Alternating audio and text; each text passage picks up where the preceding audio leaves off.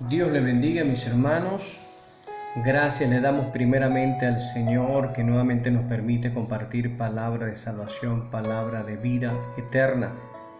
Mi nombre es José Román, actualmente pastor de la Iglesia Misionera Evangelística Emanuel. Estamos en la población de Bejuma, Estado Carabobo, Venezuela. Y gracias le damos a Dios porque hemos podido desarrollar durante diversas enseñanzas que hemos bajado por el canal de YouTube una serie de enseñanzas que llevan como título El plan de Dios para tu vida, y lo hemos desarrollado en diversas partes. Este vendría siendo la cuarta parte de este tema, que es un tema que el Espíritu Santo ha traído a mi corazón, que lo desarrolle con mucha calma, dándole el tiempo adecuado y para explicarlo también de la manera más clara posible, porque es muy importante. Tú no puedes lograr victoria dentro del Evangelio, no puedes llevar una vida fructífera, no puedes alcanzar las grandes bendiciones que Dios tiene para tu vida si no estás caminando dentro del plan correcto de Dios. Hoy en día se predica mucho Evangelio, se predica la prosperidad, se predica el Evangelio de cómo alcanzar sus sueños, sus metas, proyectos personales. Y cuando nos vamos a las Sagradas Escrituras, el Evangelio que predicó nuestro Señor Jesucristo es un Evangelio de negación, dejar todo para seguir al Señor, para que Dios de una otra manera pueda desarrollar a través de nosotros un proyecto de vida. Eso sí te puedo asegurar por experiencia personal, que Dios tiene un proyecto mejor que el que tú creas que puedas tener. En la segunda parte hablamos de la importancia de que nosotros vivamos conforme a las promesas y conforme a la palabra. Ya nosotros no vivimos conforme a nuestros planes personales o proyectos propios, sino que ya vivimos conforme a la palabra de Dios, y eso lo podemos ver a través de las Sagradas Escrituras. Tocamos el tema en el caso de Pedro. Pedro fue un discípulo del Señor que comprendió este principio, y cuando vemos al apóstol Pedro y a los discípulos del Señor, cuando vieron a Jesús caminando sobre las aguas, el apóstol Pedro le dijo una palabra a Jesús. Le dijo: Señor, si eres tú, da la palabra. Y cuando Jesús le dio la palabra, él tomó la palabra y empezó a caminar sobre las aguas. Y vemos a través de la palabra ese principio aplicado por el apóstol Pedro, porque el universo sobrenatural de Dios se mueve a través de la palabra, no conforme a nuestros planes y proyectos personales o deseos o sueños, es conforme a su palabra y todo lo que Él te ha prometido y todo lo que Él te ha hablado. En la tercera parte empezamos a desarrollar un tema que lo vamos a llevar por varias etapas o varias fases, con el fin de poder explicarlo detalladamente.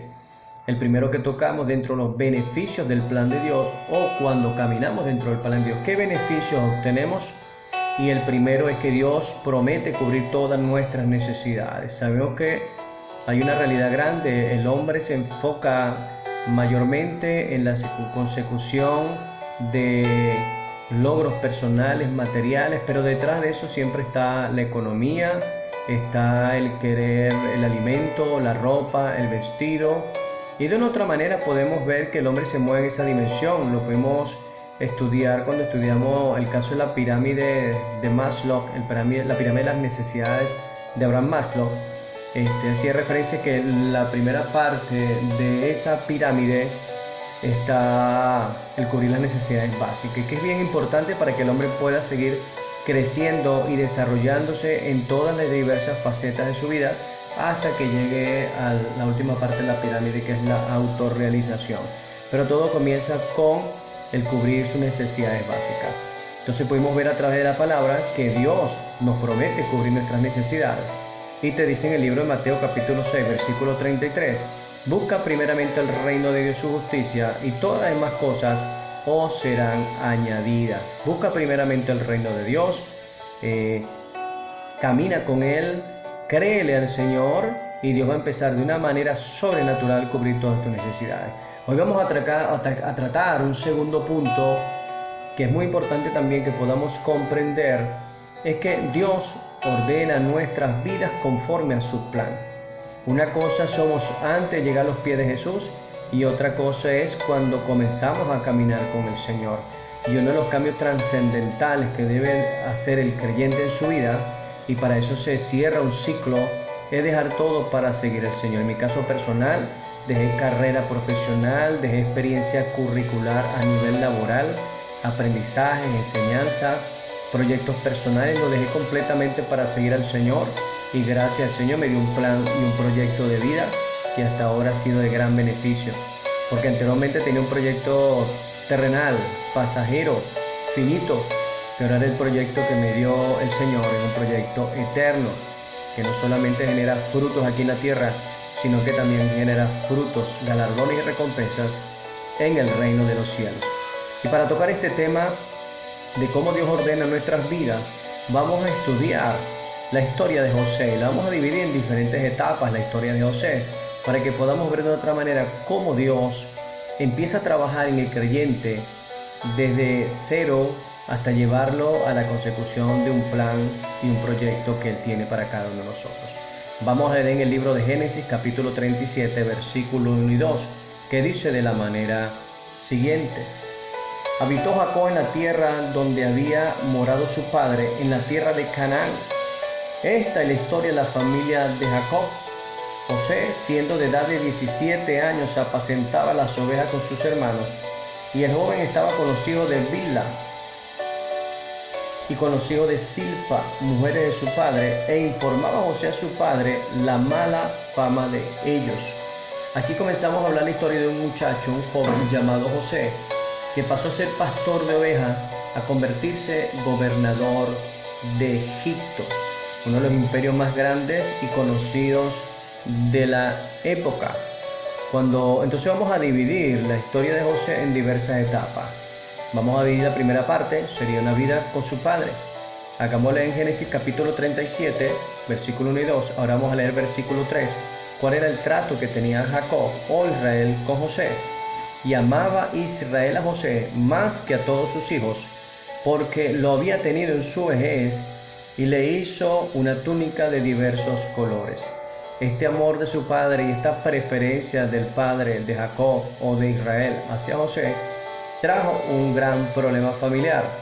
Y viendo sus hermanos que su padre lo amaba más que a todos sus hermanos, le aborrecía y no podían hablarle pacíficamente. Vemos la primera etapa de José. José vivió una vida común y corriente como tú y yo la podemos vivir. Pero hay un momento en nuestra vida que viene un cambio. Cuando viene Dios a tu vida va a ser un cambio, va a ser una transformación completa y radical. Dios lo hizo a través de Abraham. Abraham vivió en una tierra llamada Ur de los Caldeos, vivió en una tierra pagana, un hombre que no podía tener hijos, tenía una mujer estéril, pero Dios cambió su historia cuando le habla y le da una promesa y una palabra a Abraham. También lo podemos ver reflejado en David. David venía de estar cuidando las ovejas hasta que un día Dios levanta al profeta Samuel y lo unge como rey de Israel. Hubo un cambio radical en la vida de cada uno de ellos. Antes vivían conforme a sus propios planes y proyectos personales, pero en el mismo momento que reciben la palabra de Dios, la revelación de Dios, sea a través de sueños, sea a través de visiones, sea a través de una palabra hablada, viene un cambio, se marca un antes y un después en la vida de cada uno de ellos, así como se marca un antes y después en la vida de cada uno de nosotros. Entonces podemos ver cómo se desarrolló la primera fase que nos habla la Biblia de la vida de José. José estaba con su padre, se dedicaba al oficio de pastorear ovejas, hasta que llega un momento que Dios se revela a José a través de un sueño. Y en el versículo 5, mismo capítulo 47, dice: Y soñó José un sueño y lo contó a sus hermanos, y ellos llegaron a aborrecerle más todavía. Y él les dijo: Oí ahora este sueño que he soñado.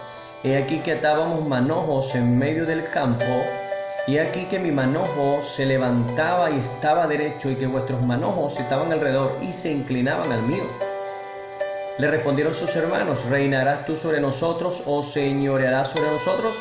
Y le aborrecieron aún más a causa de sus sueños y sus palabras. Soñó aún otro sueño y le contó a sus hermanos diciendo: He aquí que he soñado otro sueño, y he aquí que el sol y la luna y 11 estrellas se inclinaban a mí. Y le contó a su padre y a sus hermanos, y su padre le reprendió y le dijo: ¿Qué sueño es este que soñaste? ¿Acaso vendremos yo y tu madre y tus hermanos a postrarnos en tierra ante ti? Aquí hay algo interesante, mi hermano, es que en el mismo momento que Dios se revela al hombre y el hombre acepta el llamado, el hombre automáticamente, aparte que recibe el perdón de pecados por medio de la sangre de Cristo derramada en la cruz, el Espíritu Santo viene a él, hay un cambio interno en su vida, nace espiritualmente, pero también sucede un fenómeno en el mundo espiritual en la cual Dios empieza a obrar alrededor de su vida para consumar el proyecto que tiene con esa persona. Dios te va a hablar, Dios te va a decir qué proyecto tiene contigo, y si no lo ha hecho todavía, órale al Señor, porque Dios tiene un plan para tu vida. Entonces vemos que la primera parte de la vida de José se desarrolla en una relación con su padre. Su padre lo tenía muy buena autoestima, una buena estima, él lo amaba mucho, pero también lo usaba como instrumento para inspeccionar lo que hacía o no hacían sus otros hijos. Y este amor de su padre llevó a un momento en que sus hermanos lo aborrecían, y dice la palabra que no podía hablarles pacíficamente. Ahora vemos la segunda parte. José es vendido a unos esclavos. Génesis capítulo 37, versículos 27 y 28 dice de la manera siguiente: venid y vendámoslos a los ismaelitas, y no sea nuestra mano sobre él, porque él es nuestro hermano, nuestra propia carne. Y sus hermanos convinieron con él. Y cuando pasaban los madianitas mercaderes, sacaron ellos a José de la cisterna y le trajeron arriba y le vendieron a los ismaelitas por 20 piezas de plata, y llevaron a José a Egipto. Aquí vemos que José sale de una fase de que es completamente rota la relación con su padre. Sus hermanos no decidieron al principio primeramente asesinarlo, pero recordemos que José ya estaba dentro del plan de Dios. Quizá en otras circunstancias lo hubieran hecho, pero José estaba dentro de un plan y un proyecto de Dios para su vida, y dentro de este mover entre ellos, entre esas conversaciones, al final deciden vendérselo a una caravana y lo venden como esclavo. Lo venden por 20 piezas de plata. Entonces ahora podemos ver cómo se desarrolla esta segunda fase de la vida de José. José es completamente despegado o alejado de su padre, de su familia, de su madre, de todo su entorno, y ahora José empieza a entrar dentro de un proceso que fue sumamente complicado, pues se estima que duró 13 años la capacitación de José para llevarlo desde ese momento a ser gobernador de Egipto. Entonces José es vendido como esclavo y es llevado a Egipto. Fue el instrumento que Dios usó. Quizá le generó mucho dolor a José, pero eso lo llevó a desprenderse de la parte paterna, porque a veces puede suceder así. Dios tiene que alejarnos de nuestra familia.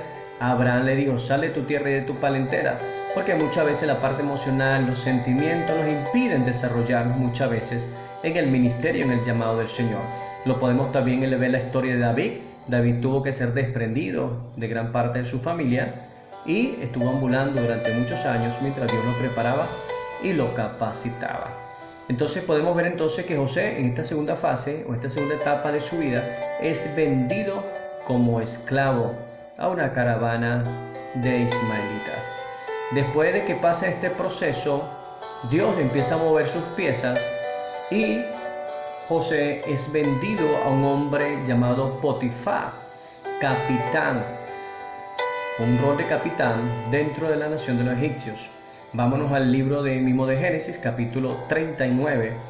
En adelante dice así: llevado pues José a Egipto, Potifar, oficial de Faraón, capitán de la guardia, varón egipcio, lo compró de los ismaelitas que lo habían llevado allá. Mas Jehová estaba con José y fue varón próspero, y estaba en la casa de su amo el egipcio. Y vio su amo que Jehová estaba con él, y que todo lo que él hacía, Jehová lo hacía prosperar en sus manos. Vemos cómo Dios sigue desarrollando. Uno de los proyectos que tenía Dios con José era la parte administrativa, ponerlo como administrador de la nación de Egipto, todo con un fin que lo vamos a leer al final. Entonces podemos ver que su padre lo preparó y lo capacitó en el área pastoreando ovejas. Podemos ver ahora cómo Potifar lo pone como administrador de todos sus bienes. Cuando Potifar ve que este joven, la mano de Dios estaba con él y todo lo que él hacía prosperaba, le entregó todo, hasta que hubo un cambio radical en su vida. Y eso lo podemos ver en Génesis 37, versículos 7, 8 y 9, cuando la mujer de Potifar trata de seducir a José, y cuando José se niega a ser seducido, simplemente la mujer de Potifar tomó su ropa, sus vestidos y lo acusó injustamente, y José fue a parar a la cárcel. Entonces entramos en una cuarta etapa en la vida de José, es la etapa en la cárcel. Si usted va viendo la dinámica, podemos ver que José, nunca Dios detuvo la preparación de José. José estaba siendo preparado por Dios, fue administrador de su padre, fue administrador de Potifar, y ahora entramos en la etapa de la cárcel. Esto está en Génesis capítulo 37, versículo 19 al 23, y dice de la manera siguiente: y sucedió cuando oyó el amo de José las palabras que su mujer le hablaba diciendo: así me ha tratado tu siervo, se encendió su furor. Y tomó su amo José y lo puso en la cárcel donde estaban los presos del rey, y estuvo allí en la cárcel. Pero Jehová estaba con José y le extendió su misericordia y dio gracia en los ojos del jefe de la cárcel. Y el jefe de la cárcel entregó en manos de José el cuidado de todos los presos que había en aquella prisión. Todo lo que se hacía allí, él lo hacía. No necesitaba atender el jefe de la cárcel cosa alguna de las que estaban al cuidado de José, porque Jehová estaba con José, y lo que él hacía, Jehová lo prosperaba. La gracia de Dios sobre José, eso es lo que tú necesitas. La gracia de Dios sobre tu vida. Cuando la gracia de Dios está sobre nuestras vidas, mi hermano que me está oyendo, todo lo que llega a nuestras manos es prosperado. Nosotros no dependemos de crisis, nosotros no dependemos de economía, nosotros no podemos enfocarnos en los problemas que puedan venir a nivel mundial o en la nación donde podamos habitar. Nosotros pertenecemos al reino de Dios y vivimos conforme al mover sobrenatural de Dios.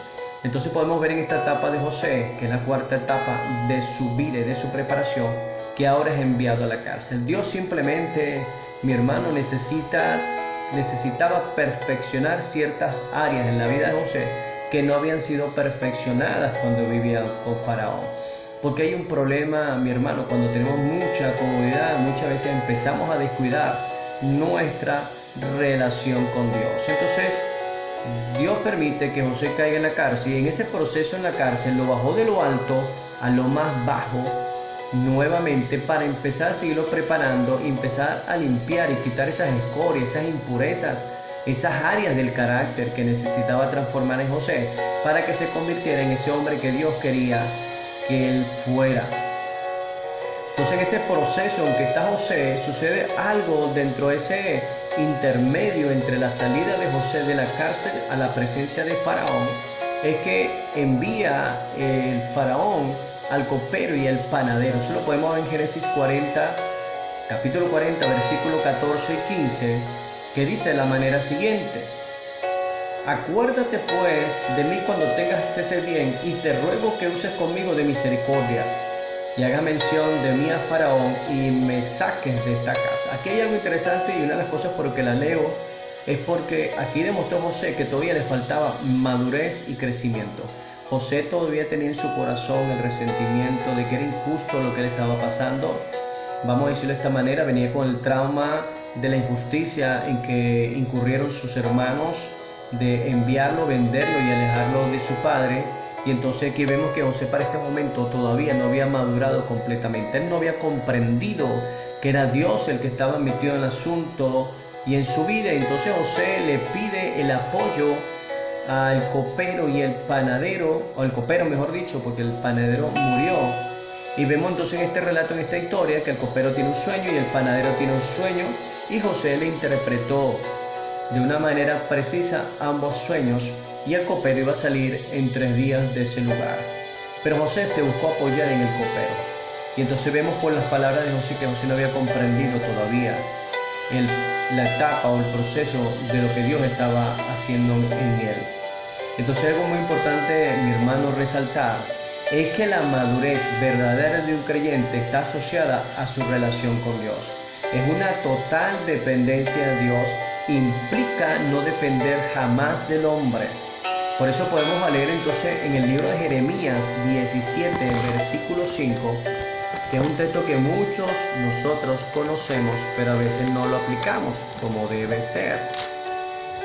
Jeremías 17:5 dice: así ha dicho Jehová, maldito el varón que confía en el hombre y pone carne por su brazo, y su corazón se aparta de Jehová. Una de las cosas que a Dios no le agrada es cuando el hombre pone su confianza en el hombre. Los hijos de Dios tienen que poner su confianza plena en el Señor. Entonces vemos que aquí José incurre, por decirlo de esta manera, en una pequeña falta, un pequeño error, demostrándole a Dios todavía que él todavía no ha madurado y su confianza no estaba completamente plena en Dios, y puso su confianza en el hombre, y esta etapa le llevó que José durara 2 años más preso. Esta pequeña situación llevó que José durara 2 años más en la cárcel. Ahora entramos en una sexta etapa. En esta etapa llegó ya el tiempo de Dios. Vemos José ya preparado, vemos José maduro.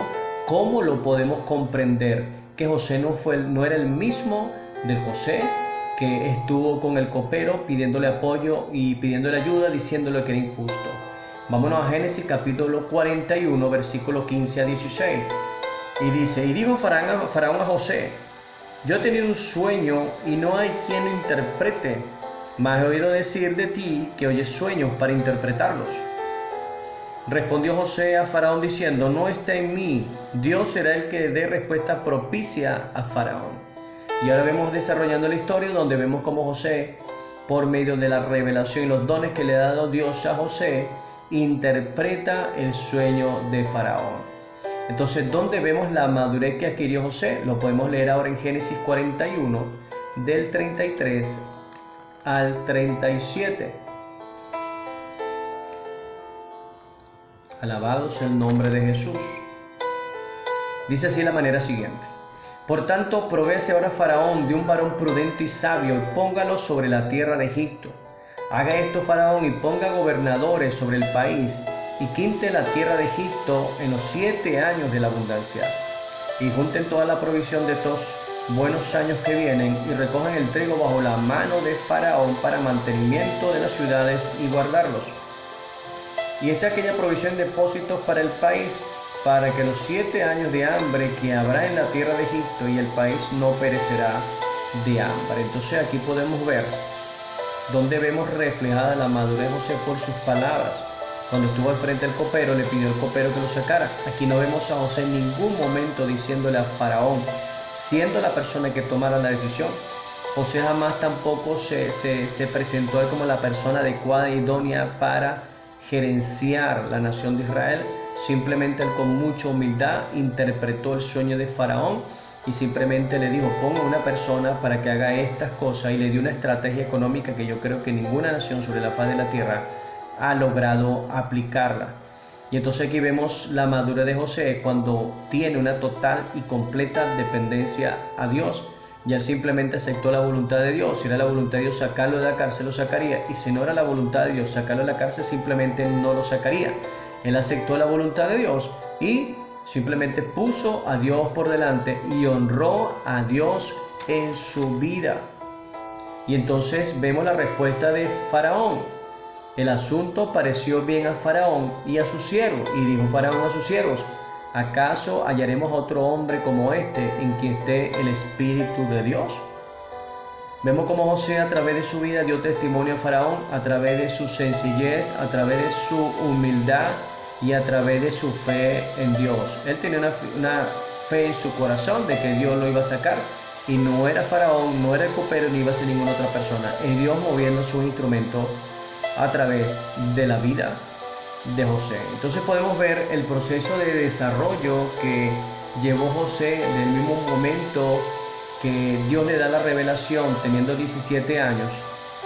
En este proceso duró 13 años aproximadamente Dios preparando a José, y eso lo leemos en Génesis capítulo 41, versículo 46. Y dice así: era José de edad de 30 años cuando fue presentado delante de Faraón, rey de Egipto, y salió José delante de Faraón y recorrió toda la tierra de Egipto. José tenía 30 años, 13 años preparándolo, capacitándolo el Señor. Y lo más importante de ese proceso de capacitación, mi hermano que me estás oyendo, es que Dios perfecciona al creyente en todas las áreas. Y uno de los principales crecimientos que debemos tener es la relación con Dios. una total dependencia a Dios y un crecimiento mental, emocional y espiritual. ¿Por qué? Porque recordemos que estos caminos no son caminos de hombres, son caminos de Dios, y Dios de una u otra manera necesita perfeccionar la obra en cada uno de nosotros. Alabado sea el nombre de Jesús de Nazaret.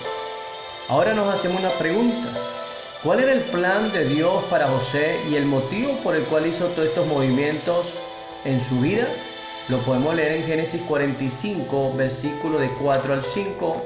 ¿Cuál era el propósito principal por el cual Dios tuvo que hacer todos estos movimientos en la vida de José? Y dice así, Génesis 45, versículo 4 y 5. Entonces dijo José a sus hermanos: acercaos ahora a mí. Y ellos se acercaron y le dijo: yo soy José, vuestro hermano, el que vendisteis para Egipto. Ahora pues no os entristezcáis, ni os pese de haberme vendido acá, porque para preservación de vida me envió Dios delante de vosotros. Para preservación de vida. Dios conocía, Dios sabía que venía un periodo en la tierra donde iba a haber hambre, 7 años de abundancia y 7 años de escasez. Entonces preparó el camino y envió a José delante. En este momento vemos que José comprendió claramente el plan de Dios, y eso le permitió descansar, porque cuando tú descansas en el Señor, cualquier situación difícil que tú puedas estar viviendo en este día, tú vas a entender que estás de la mano del Señor y que Dios va a aplicar esta experiencia en una bendición para tu vida. Lo podemos leer en Romanos 8:28, cuando decían: los que aman a Dios, todas las cosas les ayudan a bien. Esto es conforme a su propósito, conforme al propósito, mi hermano, por el cual tú has sido llamado. No puedes, si tú no estás caminando dentro del plan de Dios, las cosas que vivas, las experiencias, las circunstancias negativas no van a obrar para bien. Pero cuando tú caminas, si amas al Señor, haces su voluntad y caminas conforme a su plan, todas las experiencias que tú estás viviendo van a ser de gran bendición y de bienestar para tu vida. Entonces el propósito principal de Dios, por el cual preparó todas las cosas, era preservar y proteger a la descendencia de Abraham, conforme a la promesa que Dios le dio en Génesis capítulo 12. Entonces te hago una pregunta en este día, que estamos cerrando el tema: ¿cuál es el propósito de Dios para tu vida? Si no lo sabes todavía, órale a Dios, porque sé que Dios tiene un plan para ti. Dios no te ha hablado todavía, Dios te va a hablar, Dios te va a orientar y Dios te va a dirigir. ¿Has pedido la dirección de Dios? Si no se la has pedido todavía, ve a la oración, créale a Dios, porque sin fe es imposible agradar a Dios. Eso aparece en el libro de Hebreos capítulo 11, versículo 6. Te invito a hacerle seguimiento a esta serie de enseñanzas que yo sé, y oro al Señor para que edifique tu vida y tú puedas afirmar tus pasos dentro de los caminos del Señor y puedas gozar de las grandes promesas, de las grandes bendiciones, y lo principal, que conozcas a tu Padre. Juan 17:3 dice: y esta es la vida eterna, que te conozcan a ti, el único Dios verdadero, y a Jesucristo, a quien tú has enviado. Te invito a seguirnos en la próxima enseñanza. En la próxima enseñanza seguimos hablando de los beneficios del plan de Dios, y vamos a hablar un punto muy importante: es que Dios toma nuestras experiencias, toma lo que tú viviste, las capacitaciones, la preparación, la carrera que tú desarrollaste en el ámbito secular. Dios ahora lo va a usar para su obra, pero principalmente para la gloria de Él y no para la gloria nuestra. Dios les bendiga, Dios les guarde, y oramos por ti y por todos aquellos que sigan esta enseñanza. Envíanos tus comentarios. Son muy importantes para seguir desarrollando y perfeccionando el trabajo que ya ha comenzado a través de nosotros. Dios les bendiga, Dios les guarde.